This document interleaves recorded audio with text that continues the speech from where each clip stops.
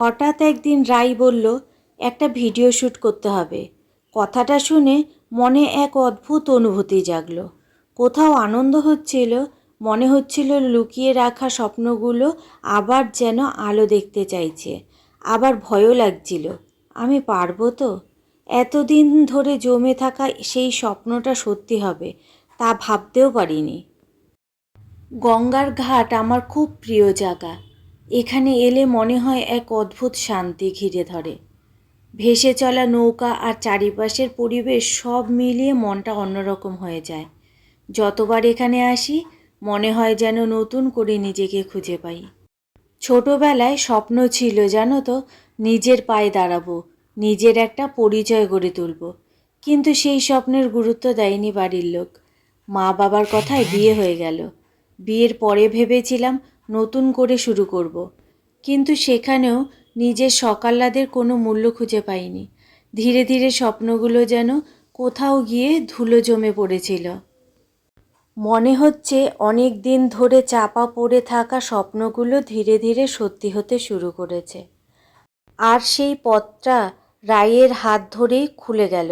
মনে হয় ভেতরের যেটা লুকিয়েছিল আজ সেটা আবার নতুন করে আলো দেখতে পাচ্ছে।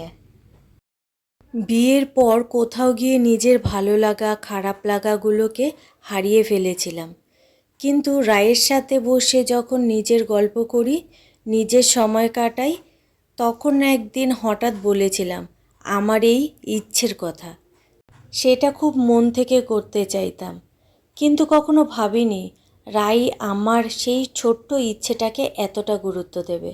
সত্যি সেটা আমার কাছে অনেক বড় প্রাপ্তি।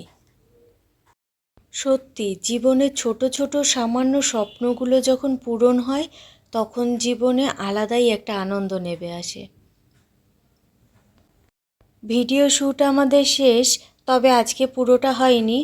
আবার আরেক দিন যেতে হবে ভিডিও শ্যুটের জন্য। কি ভিডিও শ্যুট হলো, কিসের ওপর শ্যুট হলো তোমাদের এখন তা জানাতে পারলাম না, কারণ সেটা জানানোর এখনও কোনো পারমিশন নেই। তবে ভিডিওটা যখন বেরোবে তখন আমি তোমাদের সাথে শেয়ার করব। সন্ধে হয়ে গেছে, আর এই যে লঞ্চটা দেখলে না, এই লঞ্চে করে তুমি প্রত্যেকটা ঘাটে ঘুরতে পারো। চাইলে তুমি টিকিট কেটে পুরো নিজের ফ্যামিলি একটা লঞ্চে করেই পুরো ঘাট ঘুরতে পারো। প্রত্যেকটা ঘাট তোমাকে ঘুরে দেখাবে।